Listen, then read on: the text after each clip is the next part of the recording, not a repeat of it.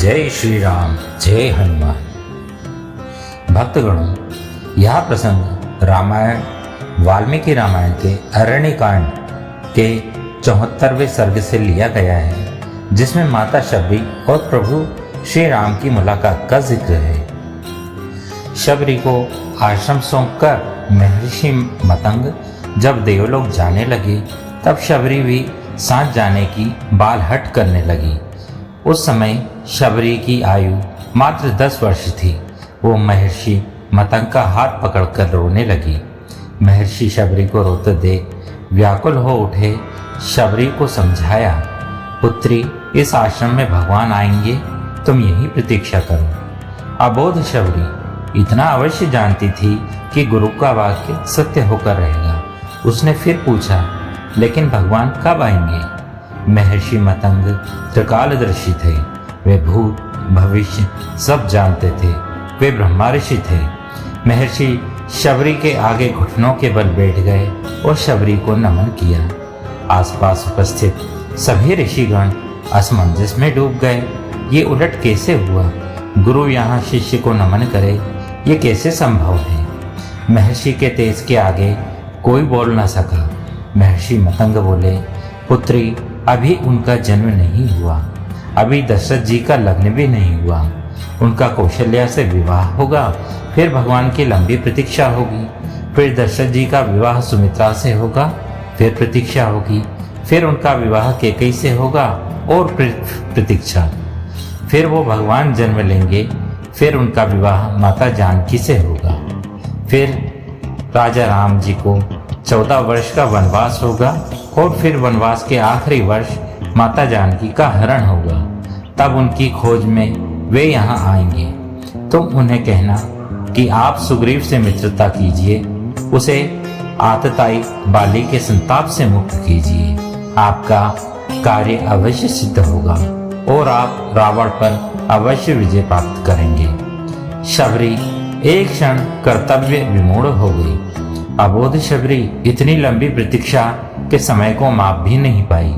वह फिर अधीर होकर पूछने लगी, इतनी लंबी प्रतीक्षा कैसे पूर्ण होगी गुरुदेव? महर्षि मतंग बोले, वे ईश्वर हैं, अवश्य ही आएंगे, यह भावी निश्चित है। लेकिन यदि उनकी इच्छा हुई तो काल दर्शन के इस विज्ञान को परे रखकर वे कभी भी आ सकते हैं, लेकिन आएंगे अवश्य। जन्म मरण से परे उन्हें जब जरूरत हुई तो प्रहलाद के लिए प्रभु खंबे से भी निकल आए थे। इसलिए प्रतीक्षा करना सबरी, वे कभी भी आ सकते हैं। तीनों काल तुम्हारे गुरु के रूप में मुझे याद रखेंगे। शायद यही मेरे तप का फल है। शबरी गुरु के आदेश को मान वहीं आश्रम में रुक गई। उसे हर दिन प्रभु श्री राम की प्रतीक्षा रहती थी। वह जानती थी समय का चक्र उनकी उंगली पर नाचता है। वे कभी भी आ सकते हैं। हर रोज रास्ते में फूल बिछाती और हर क्षण प्रतीक्षा करती, क्योंकि प्रभु कभी भी आ सकते हैं। हर तरफ फूल बिछाकर हर क्षण प्रतीक्षा। शबरी बूढ़ी हो गई, लेकिन प्रतीक्षा उसी अबोध चित्त से करती रही। और एक दिन उसके बिछाए फूलों पर प्रभु श्री राम के चरण पड़े। शबरी का कंठ हर्ष से अवरुद्ध हो गया।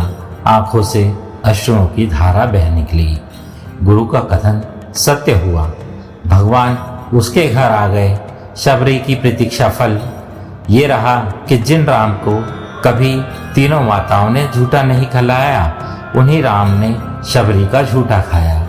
ऐसे पतित पावन मर्यादा पुरुषोत्तम हितकारी श्री राम जी की जय हो, जय हो, जय हो। एक तक देर तक उस सुपुरुष को निहारते रहने के बाद वृद्धा भीलनी के मुंह से स्वर बोल उठे, कहो राम, शबरी की कुटिया को ढूंढने में अधिक कष्ट तो नहीं हुआ?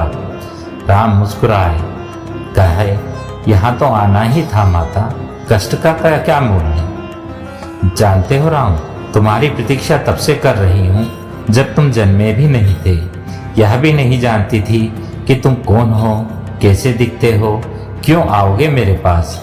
बस इतना ज्ञात था कि कोई पुरुषोत्तम आएगा जो मेरी प्रतीक्षा का अंत करेगा। राम ने कहा, तभी तो मेरे जन्म के पूर्व ही तय हो चुका था कि राम को माता शबरी के आश्रम में जाना है। एक बताओ प्रभु, भक्ति में दो प्रकार की शरणागति होती है। पहली, बंदर का बच्चा अपनी पूरी शक्ति लगाकर अपनी माँ का पेट पकड़े रहता है ताकि वह गिरे ना। उसे सबसे अधिक विश्वास माँ पर ही होता है और वह उसे पूरी शक्ति से पकड़े रहता है। यही भक्ति का भी एक भाव है जिसमें भक्त अपने ईश्वर को पूरी शक्ति से पकड़े रहता है, दिन रात उसकी आराधना करता है। पर मैंने यह भाव नहीं अपनाया। मैं तो उस बिल्ली के बच्चे की भांति थी जो अपनी माँ को पकड़ता ही नहीं बल्कि निश्चिंत बैठा रहता है कि माँ है ना, वह स्वयं ही मेरी रक्षा करेगी। और माँ सचमुच से अपने मुंह में पकड़कर घूमती है। मैं भी निश्चिंत थी कि तुम आओगे ही, तुम्हें क्या पकड़ना। राम मुस्कुरा कर रह गया। भीलनी माता शबरी ने पुनः कहा, सोच रही हूँ बुराई में भी तनिक अच्छाई छिपी होती है ना। कहाँ सुदूर उत्तर के तुम, कहाँ घोर दक्षिण में मैं। तुम प्रतिष्ठित रघुकुल के भविष्य और मैं वन की भीलनी। यदि रावण का अंत नहीं करना होता तो तुम कहाँ से आते राम। राम गंभीर हो गए और बोले, भ्रम में ना पड़ो माता। राम क्या रावण का वध करने यहाँ आया है? रावण का वध तो लक्ष्मण भी अपने पेट से बाण चलाकर कर सकता है।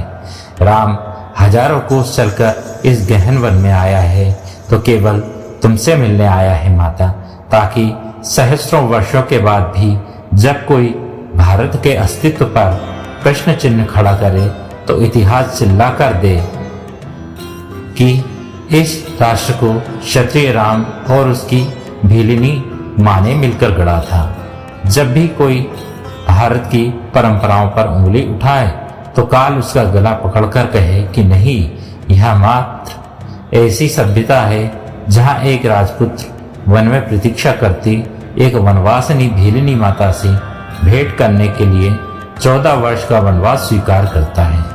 राम वन में बस इसलिए आया है ताकि जब युगों का इतिहास लिखा जाए तो उसमें अंकित हो कि शासन, प्रशासन और सत्ता जब पैदल चलकर वन में रहने वाले समाज के अंतिम व्यक्ति तक पहुंचे तभी वह राम राज्य है। राम वन में इसीलिए आया है ताकि भविष्य स्मरण रखे कि प्रतीक्षाएं अवश्य पूरी होती है। राम रावण को मारने भर के लिए नहीं आया है माँ। माता शबरी एकटक राम को निहारती रही। राम ने फिर कहा, राम की वन यात्रा रावण युद्ध के लिए नहीं है माता। राम की यात्रा प्रारंभ हुई है भविष्य के आदर्श की स्थापना के लिए। राम राजमहल से निकला है ताकि विश्व को संदेश दे सके कि एक माता की अवांछनीय इच्छाओं को भी पूरा करना ही राम होना है। राम निकला है ताकि भारत विश्व को शिक्षा दे सके कि किसी सीता के अपमान का दंड असभ्य रावण के पूरे साम्राज्य के विध्वंस से होता है। राम आया है ताकि भारत विश्व को बता सके कि अन्याय और आतंक का अंत करना ही धर्म है।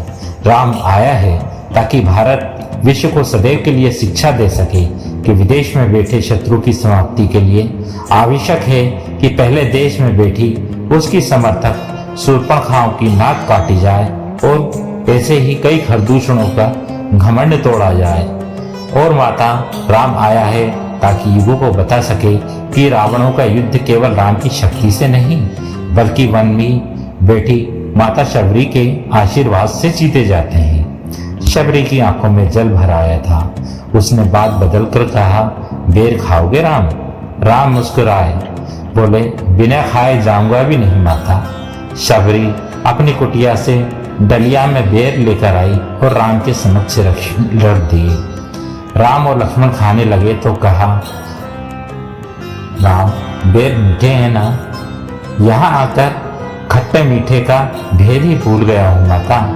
बस इतना समझ रहा हूँ कि यही अमृत है। शबरी प्रसन्नता पूर्वक बोली, सचमुच तुम मर्यादा पुरुषोत्तम है राम। तो साथियों, यह प्रसंग कैसा लगा? इस प्रसंग में वर्तमान के राम राज्य की अवधारणा सी प्रतीत होती है। इसी के साथ बोलिए, जय जय श्री राम, जय जय हनुमान।